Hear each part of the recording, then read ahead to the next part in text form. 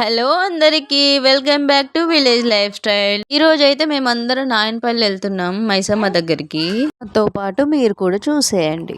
మీలో ఎంతమంది నాయనపల్లి మైసమ్మ దగ్గరికి వెళ్ళారు, వెళ్తే కామెంట్ చేయండి. మా ఇంటి నుంచి అయితే నాయనపల్లి స్టార్ట్ అయిపోయినాం. ఇంట్లో పూజ చేసేసుకొని ఇంకా హడావిడి హడావిడి. మా ఆయన అక్కడ దర్శనం దొరకదు, చాలా జనాలు, లోపలికి వెళ్ళి దర్శనం దొరకదని ఓ తొందర పెట్టేశారు. ఇంకా నార్కర్నూలు అయితే వచ్చేసింది. ఇవాళనైతే కేటీఆర్ సార్ గారు అయితే నార్కర్నూలు రాబోతున్నారు అన్నమాట. అందుకే ఈ బ్యానరీలు, ఈ గులాబీల జెండలు. మా ఆయనకి కేటీఆర్ అన్న కేసీఆర్ అన్న చాలా ఇష్టం. నిజానికి నాయనపల్లి అనే ప్రోగ్రాం లేకపోతే మా ఆయన నార్కర్నూలునే ఉంటుండే. మైసమ్మ దగ్గరికి పోదామని డేట్ ఫిక్స్ చేసుకున్న తర్వాత మళ్ళీ ఆ డేట్ ని పోస్ట్ పోన్ అనేది చేయకూడదు. మీలో చాలా మందికి ఐడియా ఉంటుంది నాయనపల్లి మైసమ్మ చాలా పవర్ఫుల్ అని. అయితే మా పొలం కోసం అన్నమాట. సో వడ్లు పట్టించినాం. బియ్యం, కొత్త బియ్యం అక్కడే వండుకొని తినేసి రావాలి. తల్లికి కొత్త బియ్యం చూపించేసుకొని నైవేద్యం చూపించేసి తర్వాత మేము వండుకొని తినాలి. ఇక మార్నింగే లేచాం. పిల్లల్ని రెడీ చేసుకొని ఇదంతా అయిపోయేసరికి టైం అయిపోయింది. టిఫిన్ లాంటివి ఏం చేసుకోలేదు. సో అక్కడికి వెళ్ళిన తర్వాత వంట అది ఇంత అయ్యేసరికి లేట్ అయిపోద్ది అని చెప్పేసి ఇంకా టిఫిన్ చేసి వెళ్దామని పిల్లలకి కూడా తినిపించేసి అక్కడ వంట చేసుకోవడానికి అదంతా లేట్ అయిపోతుంది. పిల్లలు ఆకలికి ఆగరు కదా. అప్పటికే 11 అవుతుంది. ఇక మా ఆయన పూరి చెప్పాడు, ఇంకా తినేస్తున్నాం. అండ్ పిల్లలకి కూడా తినిపించేస్తున్నాం. ఇక నా పెద్దోడికి తినబెట్టాక నేను తింటున్నా. ఇక మా అక్క కూతురు చూడు తను అల్లరి ఎలా చేస్తుందో. పిల్లలతో అయితే మామూలుగా ఉండదు నాయన. ఇక టిఫిన్ తినడం అయిపోయిన తర్వాత అక్కడే మధ్యలో 2 కోళ్ళు తీసేసుకున్నాం. ఒకటి నాటుకోడి అండ్ ఒకటి నార్మల్ కోడి, బాయిలర్ కోడి.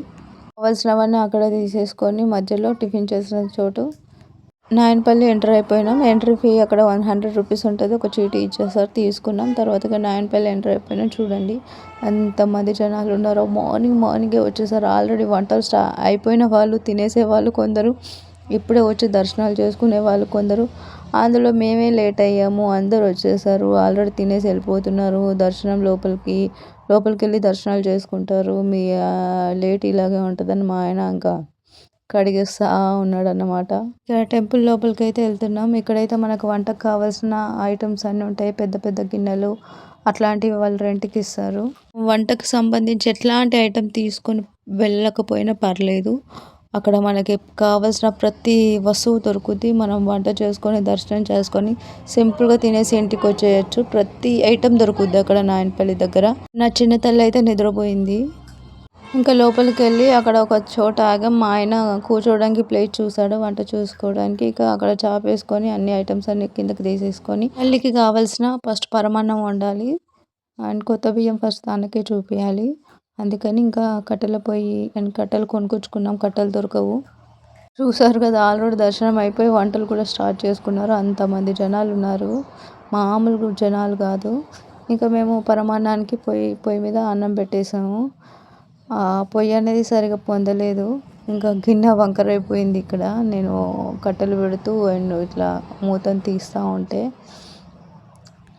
సో ఇంకా మళ్ళీ మా అక్క వచ్చి ఇంకా గిన్నెను సెట్ చేసేసింది.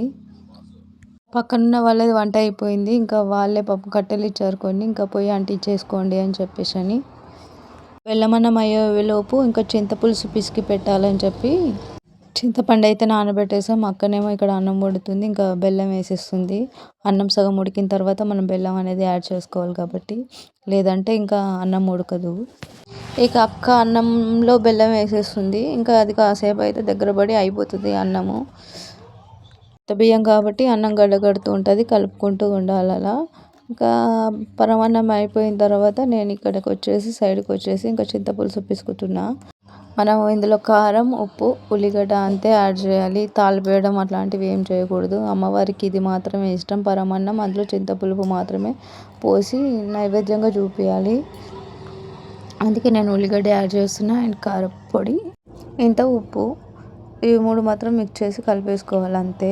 ఇక మా ఆయన డొక్కలు తీసుకొచ్చాడు. డొక్క అని అంటే మన విసరాకుని ఇలా కుడతారన్నమాట. అందులో పరమాన్నము, చింతపులుపు యాడ్ చేయాలి. అందులో పసుపు, కుంకుమ, ఇంకా సైడ్కి అవి ఉంటాయి. ఆ ప్యాకెట్స్ వాళ్ళే ఇస్తారు మనకి, అక్కడ దొరుకుతాయి. ఇంకా చింతపులుపు పరమాన్నం పైన వేయాలి. ఇంకా 2 ఊది బస్సులు అంటించేసి, నా దగ్గర అయితే అగ్గిపెట్టె లేదు. ఇంకా ఆ టయానికి అగ్గిపెట్టె గుర్తు లేదు. సో అగ్గిపెట్టె లేదని చెప్పేసి పొయ్యి దగ్గరికి వెళ్ళి అక్కడి నుంచి ముట్టించేసుకొని వచ్చేసా ఇక్కడికి. ఫస్ట్ అమ్మవారికి నైవేద్యం చూపించిన తర్వాత మన వంటలు మనం వండుకోవాలన్నమాట. ఇంకా అగరబత్తి ముట్టించేసుకొని వచ్చి ఇంకా వరమన్నానికి అటొకటి ఇటొకటి పెట్టేసా. ఇంకా అవి అలాగే ఉంటాయి. అంటే విస్తారాకు పెట్టుకున్నావు కదా, అన్నం కింద వేడి ఉంటుంది కదా, ఇబ్బంది అవుతుందేమో అని చెప్పేసి మా వాళ్ళు డబుల్ విస్తారాకు పెట్టుకోమన్నారు. అందుకని ఇంకా నేను ఇంకో విస్తార తీసుకొని డబుల్ విస్తారాకు పెట్టుకున్నా. జనాలు అయితే మామూలుగా లేరు, పోతే కానీ అర్థం అవ్వదు అన్నట్టుగా ఉంది. ఇంకా కొబ్బరికాయ ఇంకా అది అందులోనే పెట్టేసుకున్నా నేను. ఇంకా సపరేట్గా చేయలే, ఎందుకు పట్టుకోవడం అని. అమ్మవారిని అయితే చూసేయండి. ఇంకా లోపలికి వెళ్ళాక నేను ఈ చిన్న క్లిప్ మాత్రమే తీయగలిగా, ఎందుకంటే చాలామంది ఉన్నారు. వెళ్ళే అప్పుడు మా అక్కని ఒక క్లిప్ తీయమన్నా కానీ ఇంకా తను వీడియో షూట్ చేస్తున్నా అనుకొని ఆ కెమెరా ఆన్ చేయటం మర్చిపోయింది. సో ఇంకా దర్శనం అయిపోయింది. అమ్మవారికి ఒక దొబ్బ అక్కడ పెట్టేసి, ఒక నైవేద్యం అక్కడ పెట్టేసి, ఇంకొక నైవేద్యాన్ని పట్టుకొని వెళ్ళిపోతున్నాం రిటర్న్. అమ్మవారి దగ్గర చుట్టూ తిరిగేటప్పుడు మనం కోడి కళ్ళు సారక తీసుకొని పోవాలి. 3 చుట్లు తిరిగేటప్పుడు కళ్ళు సారక అనేది చుట్టూ ఇట్లా తింపుకుంటూ వెళ్ళాలి. తర్వాత ఇంకా దర్శనం అయిపోయింది. బయటకు వచ్చి ఒక గోలీ సోడా తాగేసి ఇంకా మా ఆయన కోళ్ళు కొట్టించుకొని వస్తా అని చెప్పి అన్నాడు కర్రీకి. కొడుకు అయితే గోలీ సోడా ఎంజాయ్ చేస్తూ తాగాడు. ఇంకా నా చిన్న తల్లి పడుకుంది. పాప నా చిన్న తల్లికి అయితే చాలా ఇబ్బంది అయిపోయింది. ఇక రిటర్న్ మేము కూర్చున్న ప్లేస్కి వచ్చేసాము. ఇంకా మా ఆయన చికెన్ కొట్టించుకొని వచ్చేలోపు ఇంకా సర్లే ఇంకా మనం బగారా రైస్ చేసేద్దాం అని చెప్పి ఇంకా మా అక్క బగారా రైస్ పోపు వేసేసింది. ఇంకా తొందర మేము దర్శనం చేసుకొని వచ్చేలోపు మా ప్లేస్లో వేరే వాళ్ళు వచ్చి కూర్చున్నారు. ఇంకా మేము పొయ్యి అంటించిన ప్లేస్లో ఇంకా వాళ్ళు అన్నం వండేసుకున్నారు. ఇంకా సర్లే దింపమంటే బాగోదు, అన్నం ఆల్రెడీ మధ్యలో ఉందని చెప్పేసి ఇంకా మేమే పక్క పొయ్యికి వెళ్ళి ఇంకా వంట చేసేసుకుంటున్నాము. ఇక మా ఆయన చికెన్ కూడా తీసుకొచ్చేసాడు. సర్లే ఇంకా తొందరగా కానిచ్చాయి, అప్పటికే టైం 2 అయిపోయింది అనుకుంటా. ఇంకా మా అక్క కూర స్టార్ట్ చేసింది. ఇంకా నేను కూరకు కావాల్సిన ఐటమ్స్ అన్ని కట్ చేసి ఇంకా రెడీగా పెట్టేసా. అక్కడికి వెళ్ళిన తర్వాత మనం టైం వేస్ట్ అస్సలు చేయకూడదు. చూస్తుండగానే టైం గడిచిపోతుంది. దర్శనం దగ్గరనైతే వామ్మో జనాలు ఏం తోసేసుకుంటున్నారంటే, చిన్న పిల్లలు ఉన్నారు. కొంచెం మెల్లగా నడవండి అని చెప్పినా కూడా వినలేదు, అంత టూ మచ్గా ఉన్నారు. అన్నం కూర అయిపోయింది. మా ఆయన నిమ్మకాయలు కట్ చేసేసారు. చిన్న పిల్లలు ఉన్న దగ్గర కలిసి తిందామంటే అస్సలు వర్కౌట్ కాని పని. సేమ్ ఇక్కడ కూడా అదే అయిందన్నమాట. ఏమో మీరు తిన్న తర్వాత తింటానని నేను, అమ్మనేమో పాపని నాకు ఇవ్వు నేను ఎత్తుకొని తింటానులే నేను ఎలాగైనా అని అమ్మ. సర్లే అని అమ్మకి ఇచ్చేసా. ఇక కానీ అమ్మ తింటుంటే మధ్యలోనే పాప ఏడ్చేసింది. ఇంకా పాపని అక్కకి ఇచ్చేసి ఇంకా అక్క నాకు అన్నం వడ్డేస్తుంది. ఇంకా నేను అన్నం తిన్న తర్వాత పాపని తీసుకుంటాలే అని నేను, నా చిన్నోడు, ఇంకా అమ్మ, మా ఆయన ఇంకా కలిసి తినేసాం. ఇంకా లాస్ట్లో మా అక్కకి అన్నం పెట్టేసా. తను తింటుంది. ఏటే తినేటప్పుడు వీడియో తీస్తున్నావు అనింది. ఏం లేదులే అని చెప్పేసి ఇంకా వీడియో తీసేసా. ఇంకా లాస్ట్లో ఇంకా సామాన్ అంతా సర్దేసుకొని బ్యాగ్కి వెళ్తున్నాం అన్నమాట. ఇంకా అక్కడ ఏమైనా మర్చిపోయామని మా అక్క రిటర్న్ వెళ్ళి చూసి ఇంకా పాపని మాట్లాడిస్తుంది. ఇంకా ఏదైనా తీసుకుందామని నేను, ఏం తీసుకుంటావే అని మా ఆయన. అలా సరదాగా మాట్లాడుకుంటూ ఇంకా ముందుకు వెళ్తున్నాం. చూసారు కదా ఇంకా కూడా జనాలు ఉన్నారు.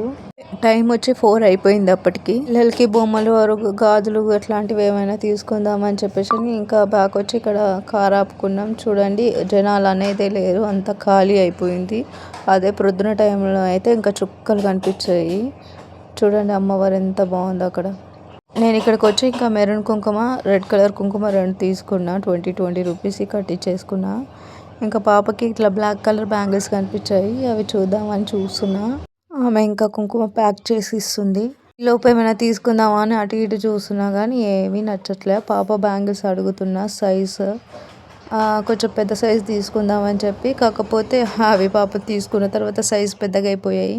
ఆయన కాస్ట్ వచ్చి 180 రూపీస్ చెప్పాడు. 6 బ్యాంగిల్స్ బ్లాక్ డైలీ వేర్కి వేయడానికి. టూ మచ్ అనిపించింది. టూ మచ్ కాస్ట్ ఉంటుంది. నేనేం అడిగా అంటే 40 రూపీస్కి ఇవ్వండి అని అడిగా. లాస్ట్ 50 రూపీస్కి అయినా ఇవ్వండి అని అడిగా. ఆయన 60 రూపీస్ అన్నాడు. సర్లే ఇంకా రిటర్న్ ఇచ్చేసాను నేను. మరి టూ మచ్ కాస్ట్ చెప్తున్నారు అనేసి ఇక్కడ 500 ఇచ్చా చేంజ్ కోసం అని. చాలా టైం పట్టింది అక్కడే మాకు.